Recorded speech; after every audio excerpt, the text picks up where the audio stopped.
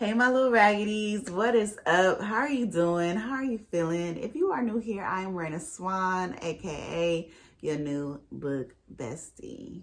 And we need to get a little bit more familiar, okay? So please be sure to drop down in the comments if you see anything that you like over here on this channel, or if you laugh at something you like over here on this channel. Y'all, today the children of the corn gave me a run for my money this morning. I don't got the energy that I normally would have. They have drugged me through the mud. If you new here, my kids is on the spectrum.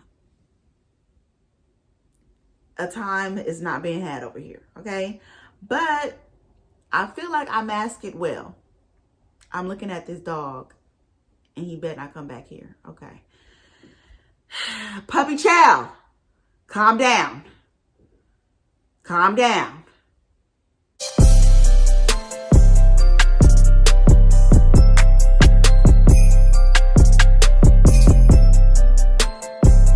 today we're going to be talking about books that I'll probably unhaul. Yeah, so let's get into it. First on the list is a part of the series. Now, listen. You're probably thinking, okay, why would you buy a book that's a part of this series when you haven't read the first one and you don't own the first one? You just bought the second one because of the author. Well, I'm here to tell you, I don't know either, sweetheart. So I got Danielle Clayton's Shattered Midnight. Now, I can't remember if I bought this or the publishing company sent it to me, because I did receive the NetGalley ARC. And so I don't know if I just faked a review and they sent me a book. I don't know. Don't judge me. Don't judge me. Okay. It's a possibility. I'm telling you, I don't remember. Okay. So what is this about? Zora, she arrived in New Orleans with not much more than a bag of clothes, a beautiful voice, and a pair of enchanted red shoes. Running from a tragic accident caused by her magic, Zora wants nothing more than to blend in and to avoid her overbearing aunt and mean-spirited cousins. Music becomes Zora's only means of escape. Still, she wonders if she should give it all up to remove the powers that make her a target, especially as a Black woman in the South. When Zora gets the chance to perform in a prominent jazz club, she meets a sweet white pianist named Philip with magic of his own, including a strange mirror that foretells their future together. Falling into a forbidden love, Zora and Philip must keep their relationship a secret. The two soon discover the complicated connection between their respective families, a connection that could lead to catastrophe for them both. In the era of segregation and speakeasies, Zora must change her destiny to fight for the ones she loves or risk losing everything. So this is kind of like giving me a mix between a love song for Ricky Wilde and I'm drawing a blank. What's that book that I read? What is it? I'll put it on the screen. So it's giving me a mixture of that. Just with the whole like musical aspect, Mean Cousins vibe that, I'm getting. Like I said, I did get the ARC, so I did start reading it. I feel like I probably ran out of time. I probably wasn't that into it. And now I just own the book. But, you don't have to read the first book to get into the second, because in this series, each book has a different author. So I specifically requested this because of Danielle Clayton, one of the Avengers of YA.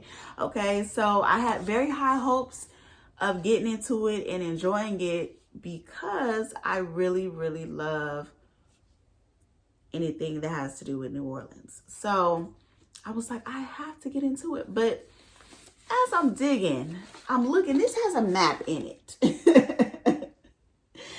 there's some complications in here. I feel it in my bones. I feel it in my spirit that I'm going to be I might be just a little confused.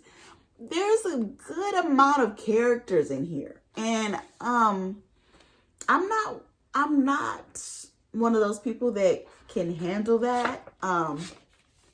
After the fifth, sixth character, I don't know who's who.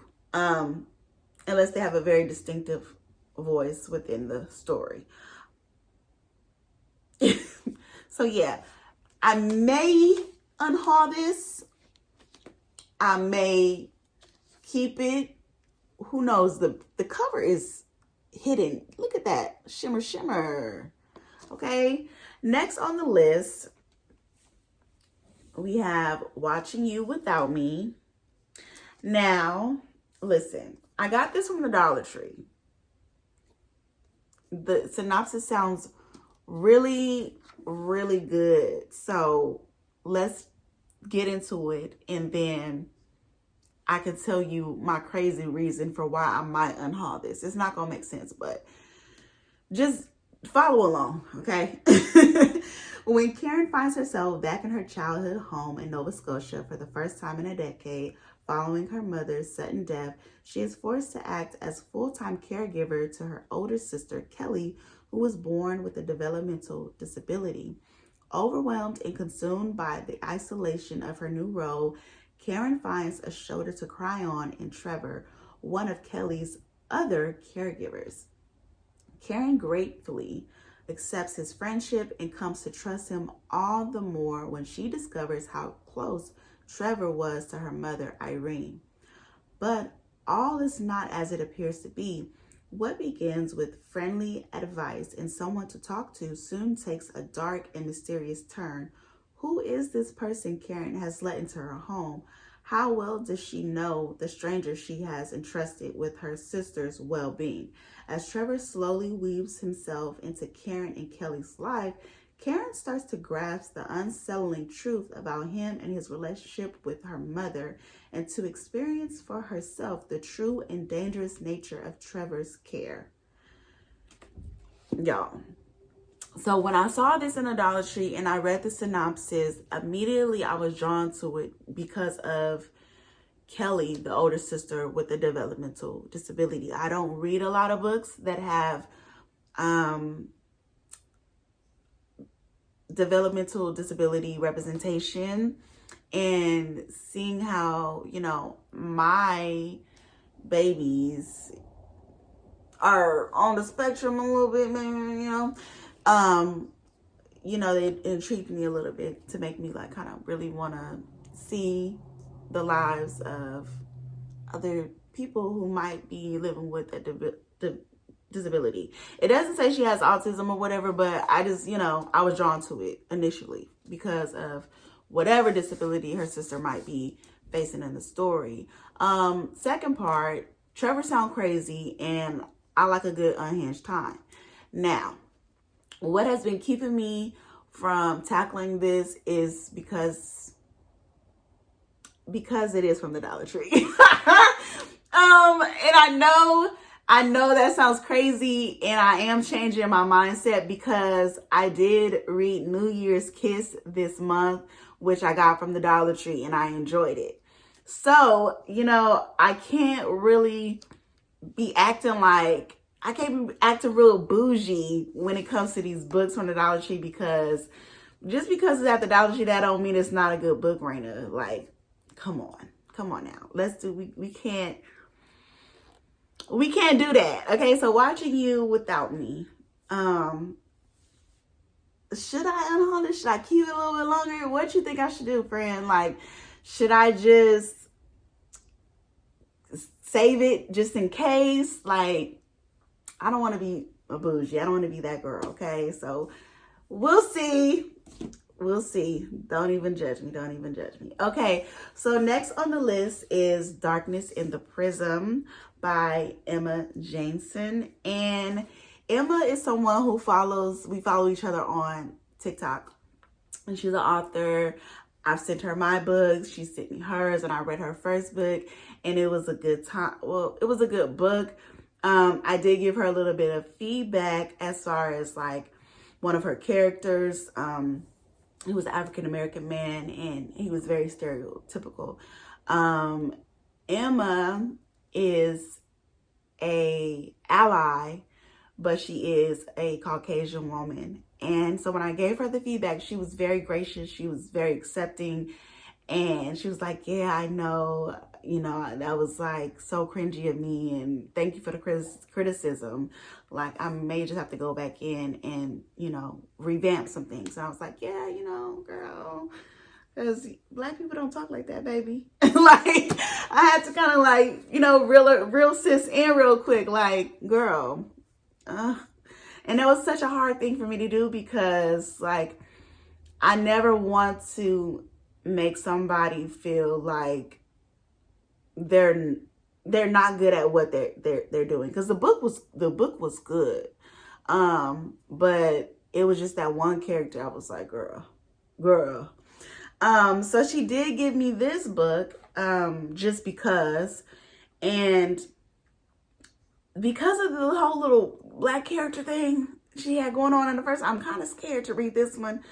But I don't know. I might keep it just because her note says, with love, I send to you the book that means the most to me. I hope you like it. So this is her favorite piece of work. So I'm like, maybe I should give it another try.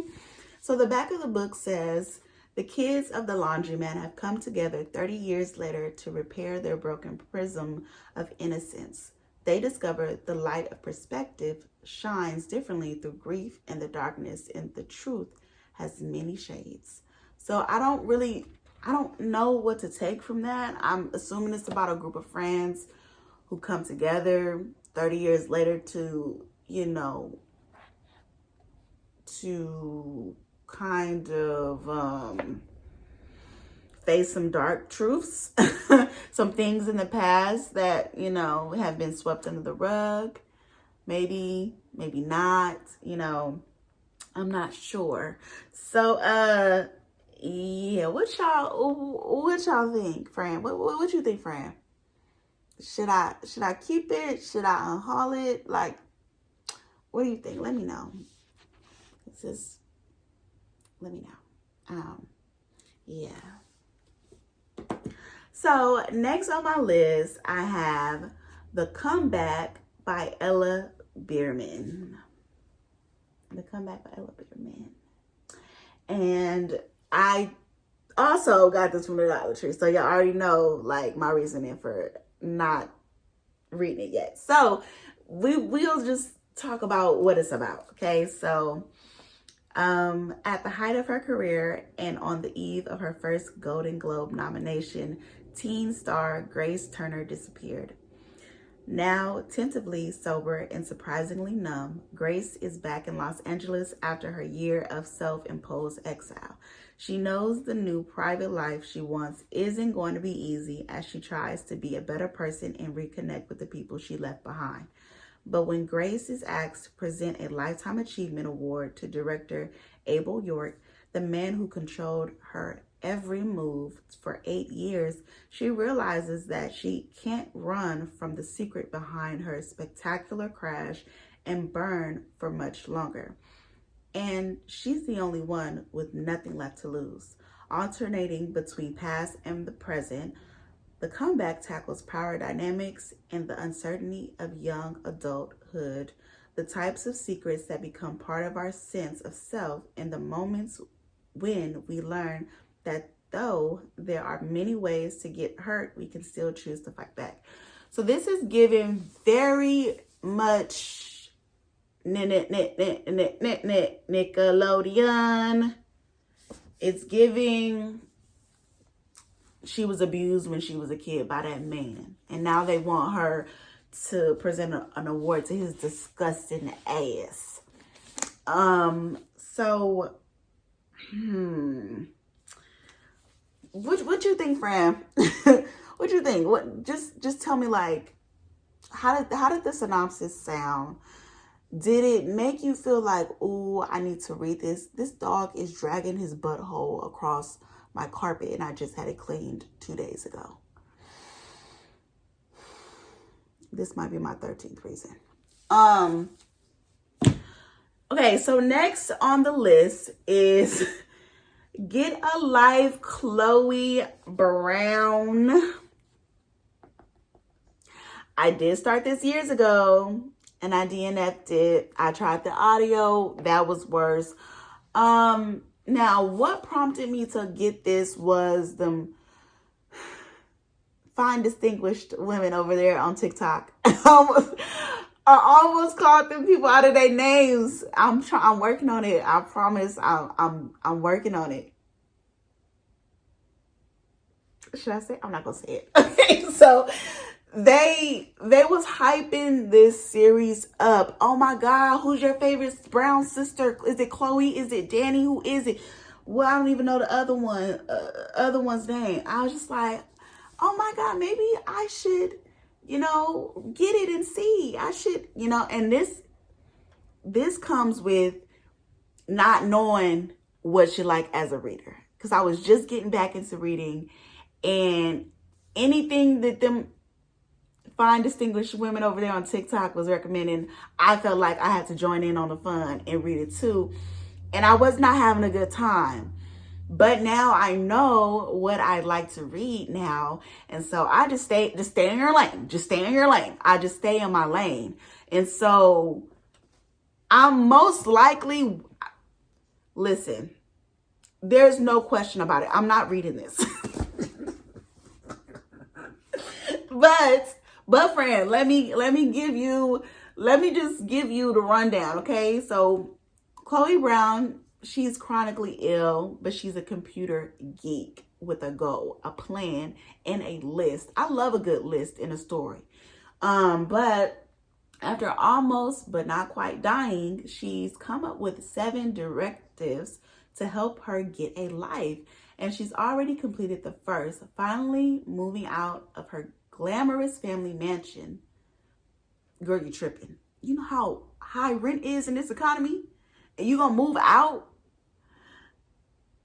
Girl, you're slow. Okay, so let's just see the list, okay? Enjoy a drunken night out, ride a motorcycle, go camping, have meaningless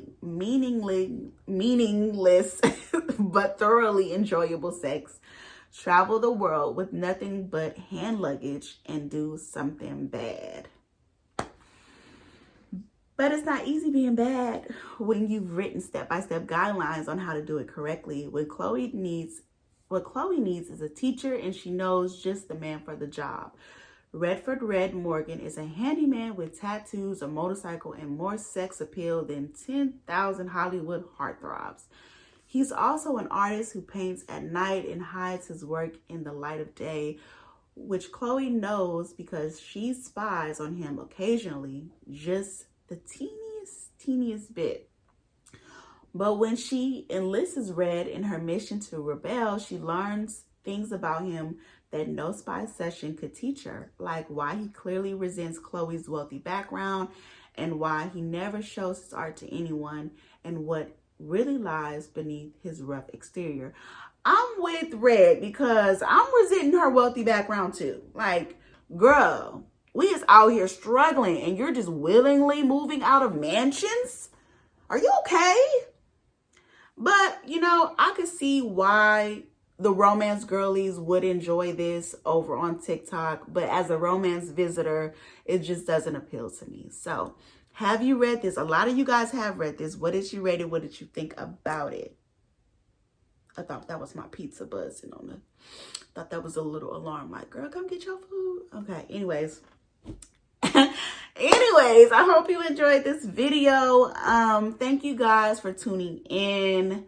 I feel like when I do record on days that I'm not feeling my best, it does help put me in a better space, just coming and talking to you guys a little bit about the things that we all enjoy, which is reading. And so for that, I just want to thank you from the bottom of my heart. And I hope you guys are having an amazing Friday. And I will see you tomorrow in the next video, which will be a vlog. Okay?